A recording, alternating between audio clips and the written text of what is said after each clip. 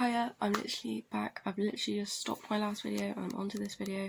Now I'm going to be talking about social constructions of like society and what we have been forced to believe or come to believe through various things, because the world changes all the time. And yeah, the world changes all the time. Ooh, let's close it. The world changes all the time and we cannot change that. That is what it is. And anyway, I'll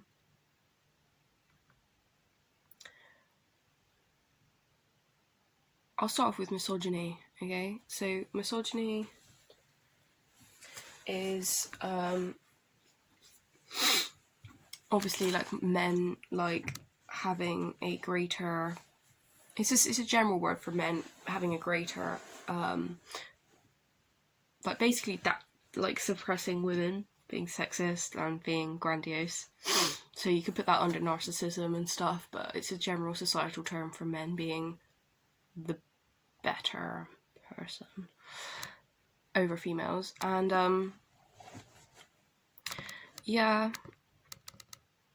it can have an effect on jobs being dominated by mainly men, and also can contribute, I've noticed, towards feminine social standards, because obviously even dating back to like the suffragettes and stuff like that, like women have like fought for their rights in the world, but it's like even now, like when I look, like the feminine standards that have been created by misogyny are, you know, there. So things like shaved legs, long hair, like makeup, and just as it's nice to like look after yourself, we all know that women have a nurturing nature, and it's nice to nurture ourselves with our looks to try and, you know, I know that all goes together, but it's the fact of feeling the need to societally that comes in with misogyny. Because also misogyny is like when you're not wearing makeup, a man was to say, oh well, like, you're not worth my time because you're not wearing makeup, you're not feminine, you know. And femininity is an innate thing, so it's not really based around outside social things.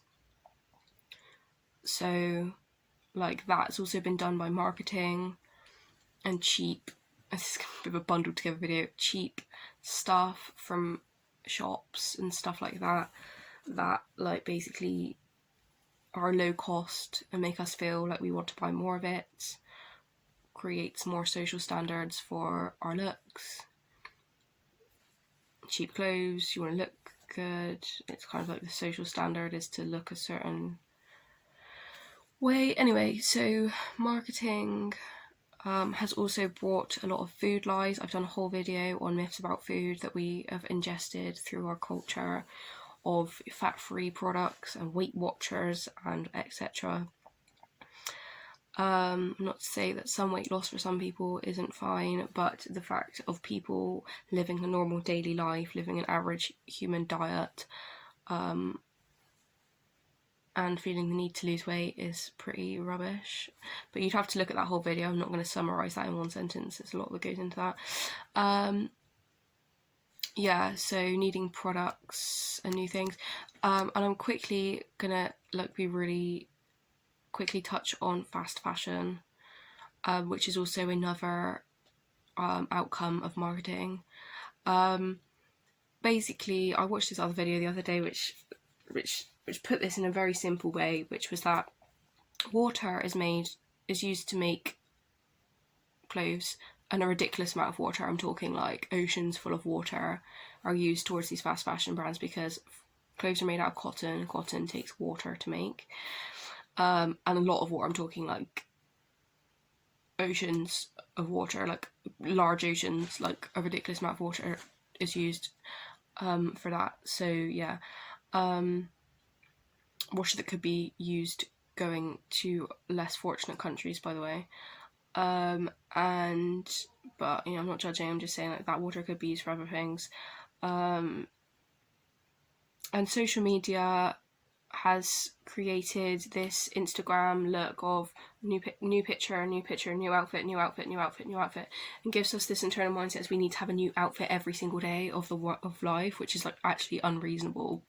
To think that we can have a new outfit every day of our lives. Yes, I have clothes and I have too many clothes, but I also shop in charity shops. I'm not trying to excuse myself because we're all guilty of this, I've noticed, but the culture has gotten worse since online shopping and social media, because people have this need to like have a new look every day, and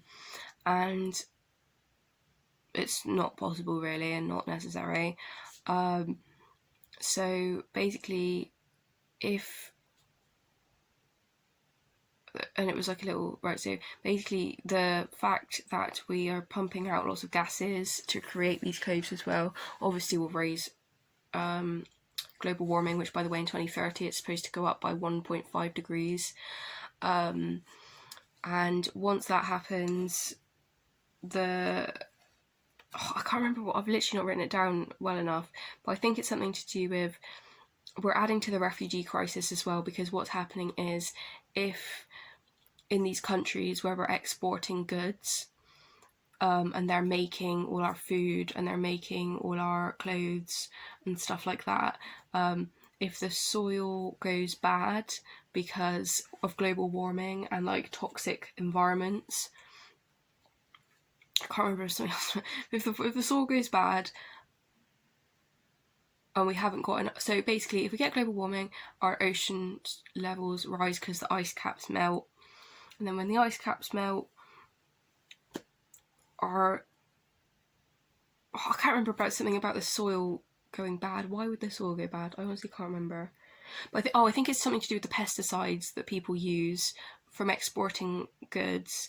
They use a lot of pesticides to make sure that the crops grow big, and they use hormones and stuff like that in our fruits and stuff, if you didn't know. But then that can make the soil go bad. If the soil goes bad, we don't get the food, and the country that is exporting and importing the food, it gets less profitable. So then they have a worse economy and then migrate over to here. We've already got a massive refugee crisis already, so the fact that that could become worse is a big problem. So we're also adding to that, and yeah, it also creates failed crops, lack of food for everyone, and the economy just goes bad everywhere because no one wants that.